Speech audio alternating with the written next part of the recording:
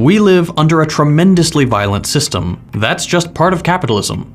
If you don't work, you go hungry. You end up homeless. And cops decked out in literal military gear beat you up for the crime of being poor.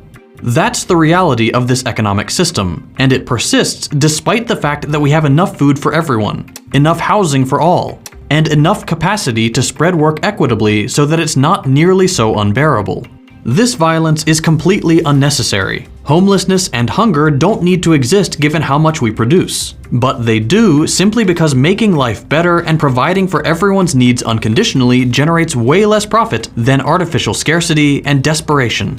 And that's before you factor in gendered and racialized violence, violence against immigrants, crackdowns on protests, and all the overt uses of violence that police the strict hierarchy of this system. For society to get as top-heavy as it is today, without the bigger group of people overthrowing the smaller one, a lot of completely unnecessary violence needs to be doled out.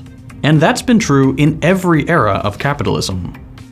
It's obvious, but just take how capitalism brutalized the African continent in every century since its arrival. First, slavery drained Africa of its labor force. Then colonial capitalism set up shop for European companies to extract natural resources.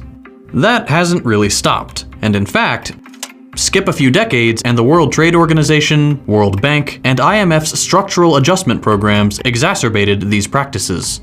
These free trade programs required developing countries to completely restructure their economies in favor of Western companies, opening up their vast markets to foreign capital, adopting austerity politics that cut essential public services in health, agriculture, and education. They trapped developing economies in debt reimbursement schemes that drained them of their remaining wealth, and just to remind you, nobody elected the leaders of these institutions.